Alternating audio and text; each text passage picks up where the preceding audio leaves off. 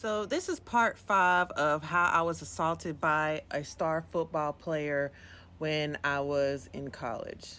We had been in a relationship for a little over a year, give or take, and we had recently broken up over Christmas break because I found out that he was cheating.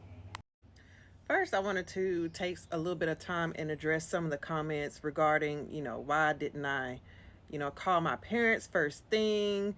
And like I said before, I didn't call my parents because they were out of town. They were on a business trip.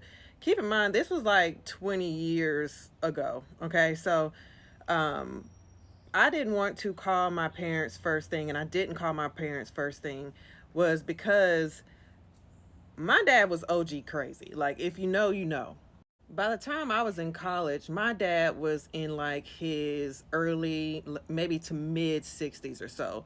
And he was old school, like legit old school. And one thing you didn't want to do with my father was call him and not be ready for somebody to just you know he was one of those types. So I was afraid to call him, number one, because they were so far away at the time that I knew they weren't going to be able to like get to me as fast as they would like. So in the last part, I explained how I end up calling my auntie. Like, I understand as a grown up now, looking back 20 years ago when I was like 19 years old, that I definitely should have called her like first thing.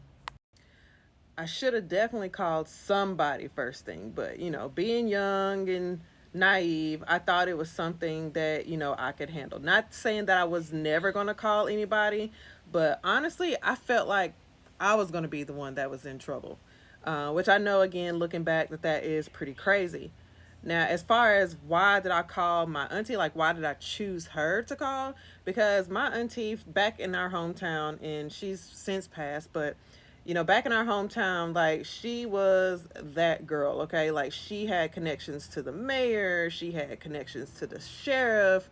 Like, what I'm saying, like if you needed some strings pulled and you needed some attention to be on something, like that was definitely the woman that you would call.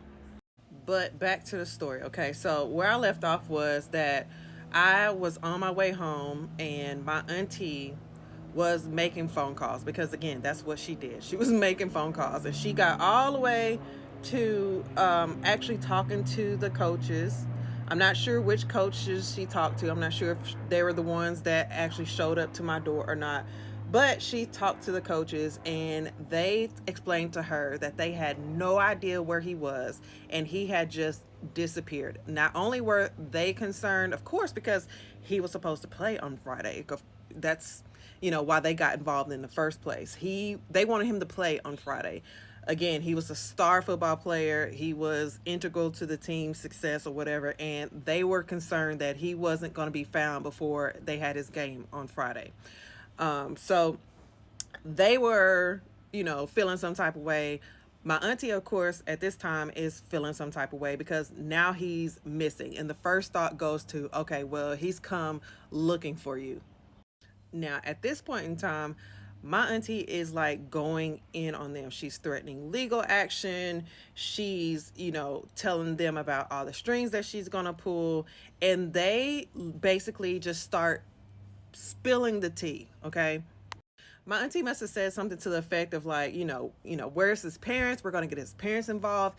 And these coaches start telling a story about him, about how, he was an orphan who was raised by his grandparents, and they basically, pulled him out of the hood in a bad situation. And he had no parents, he had no guardian because his grandparents had passed away. Like, this is a story that they're selling my auntie right now. They're basically selling like this old, rags to riches, you know, disadvantaged child, I have no parents type of story, which really makes you think about, all these stories, all these struggle stories that they tell at these drafts and stuff. Are they really that true? Because let me tell you something. I had met this guy's parents. I had been to this guy's hometown.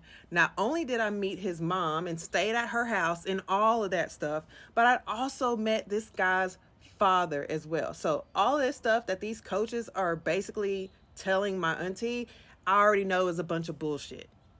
And again, my auntie and I are very close. So she already knows it's a bunch of bullshit because she remembers exactly when I went up there.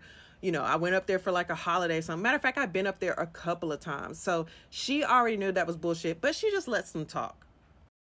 So when she gets off the phone with the coaching department, at this point, my parents are on their way to her house. Okay, my parents and her probably lived about 15 or so minutes away. So she called them. She's like, hey, like, I know y'all are on your way back from, you know, y'all's business trip or whatever. Go ahead and swing by, you know, my house on your way home. You know, your daughter is over here. She didn't give me any details, but she was like, hey, just come by. It's pretty important. So at this point, they know something is wrong. They don't know what, because keep in mind, school started a couple of days ago. It's like 2 or 3 days into the semester at this point in time. And I'm supposed to be at school starting classes. So they know something's up. They don't know exactly what's up, but they're on their way the next day. So I spend the night and wait for them to arrive. Let me know if you want a part 6.